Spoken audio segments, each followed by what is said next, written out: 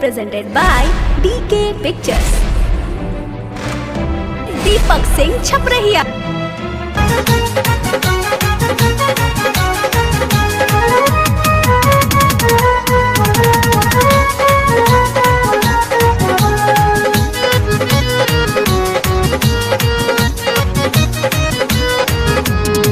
आज ले तहरा जैसन ना देखनी इतना सुंदर हसीना हो, रूप के मलिका हो ए रानी लागलू कटरीना हो।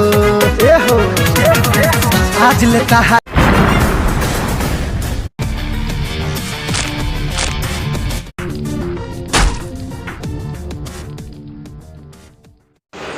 तो दोस्तों, त्रिशाकर मधु के वायरल वीडियो के बाद फिर से भोजपुरी इंडस्ट्री में वापसी हो चुकी है और आप सभी देख लिए न्यू शूटिंग गाने का वीडियो। तो दोस्तों, आप लोग अपना प्यार आशीर्वाद देकर फिर से त्रिशाकर मधु को सपोर्ट कीजिए और वो सब बात भूल जाइए मेरे दोस्तों। अगर आप हमारे चैनल पे पहली बार आए हैं तो सब्सक्राइब करके बेल आइकन घंटी को जरूर दबा दीजिएगा ताकि मेरे चैनल का हर वीडियो सबसे पहले आप तक पहुंचे। जय माता दी मित्रों, फिर मिलते हैं आप सभी से नेक्स्ट वीडियो में कुछ नया लेकर।